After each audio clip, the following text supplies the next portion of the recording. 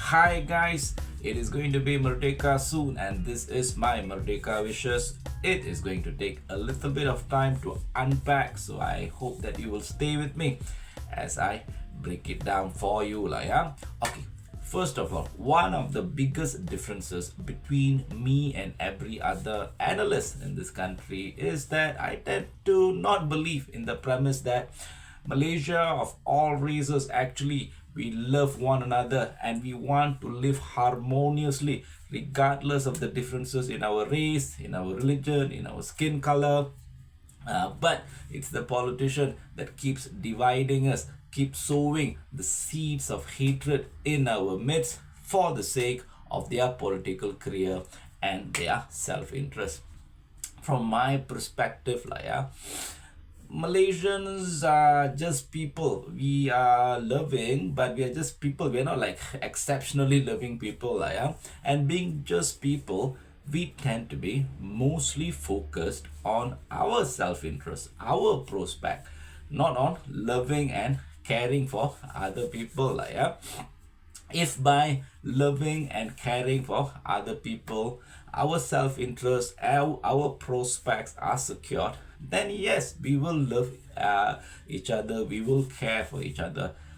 But if not, we won't, because like I just said, we are just people. We are not exceptional people. Following this line of reasoning, to me, the reason that we are becoming less harmonious, more quarrelsome today, especially in the race and religious department, is likely because many of us have come to subconsciously realize that our self-interest, our prospect, can only be secured by being quarrelsome, not harmonious. Politicians are just people whose job is to understand what the people want and give them what they want. That's what politicians try to do, they try to understand what you want, give you what you want, and go up in their career or in their life by understanding and giving the people what they want. They are not trying to divide us or sow the seed of hatred amongst us. The division and hatred is probably already within us. The politicians are merely harvesting it for the sake of their self-interest. They are not sowing it, they are just harvesting it. This is why in my analysis, I tend to never ask Malaysians to stop being racist or love each other, no matter how strained or how negative our race relationship has become. I don't, because Tina Turner, that singer, the famous legendary singer once upon a time ago said, what's love got to do with it? I don't think that love has anything to do with it.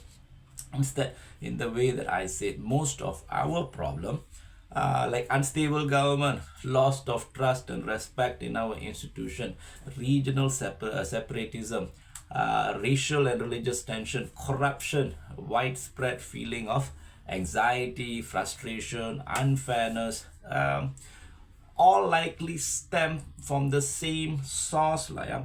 And the source is, as a nation, we no longer believe that we have it in us to win or succeed. That is at the root of all of our problems. If we believe that we can win, we will focus on winning and aim to benefit by succeeding or winning. If we don't believe that we can win, on the other hand, we will try to pull each other down so that we don't end up at the bottom. We don't end up as the ultimate losers, and we will aim to gain or benefit by exploiting people that are close to us, that are maybe even near and dear to us. Malaysians problem today might seem multifarious, but at its core, it likely stems from the fact that we have lost our confidence that we can win in this world. As long as we were winning, actually, as long as we believed that we could win, our race relation was actually pretty good. If you were to ask me when did we lose the confidence that we could win, I would say it probably happened in 1997 during the Asian financial crisis. Up to that point, I would say Malaysians thought that the sky was the limit, like the future is going to be golden.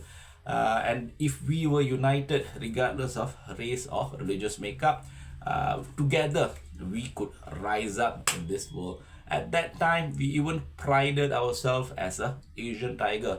And Malaysia boleh, believe it or not, at that time it was actually a war cry. It actually meant that Malaysia boleh, we can do it. That's something that we sang, we talked, we said to each other because we wanted to believe in ourselves, because we believe we could conquer the world. Today, if we say Malaysia is an Asian tiger, you will likely be ridiculed, you will likely be fact-checked even. And Malaysia boleh today is more of a cynical sigh than it is a war cry. As a rule, I think reality is simple. If all of us think that we are winners and we can win together, we will unite. On the other hand, if all of us think we are losers and if we are together, all we can expect is to be weighed down and defeated, then all we will aim to do is find excuses to explain away our failures, blame each other, while trying to get ahead in life by pulling each other down. If you think about it, racial tension and political differences in our country might actually be occurring because we are all just blaming each other and finding excuses to explain away our failings, our failures, while at the same time using the blame game to weaken those around us so that it will be easier to pull them down, so that we can ourselves rise by pulling others down. Of all the major conflicts that we had recently, not conflicts, the crises, natural crises that we had recently, and I'm just going to name a few. The Era FM Kavadi fiasco, the halal ham issue, the KK Mart socks issue, currently the upside down flag issue. If you think about it, all of it does have an element of blame game or fault finding or pulling each other down, doesn't it? Think about it. All of them have that quality, isn't it? We are today, if you ask me for an analogy, we are today nationally like a losing football team that has so lost confidence in ourselves that even before we enter the pitch, we haven't even stepped into the field yet, we already believe that we will certainly lose, definitely lose. And thus subconsciously, even before we enter the field, we have decided that all we are going to do when we enter the field is find a way to find each other's fault, maybe blame the referee and pick a fight with the opposing team, maybe, so that we don't have to own up to our failures and perhaps also make a name for ourselves, not by winning, but by making a spectacle of ourselves, by fighting over smallest thing, give some kung fu kick at the field or something. We try to make a name by making a spectacle instead of doing something worthwhile like winning or lifting the cup or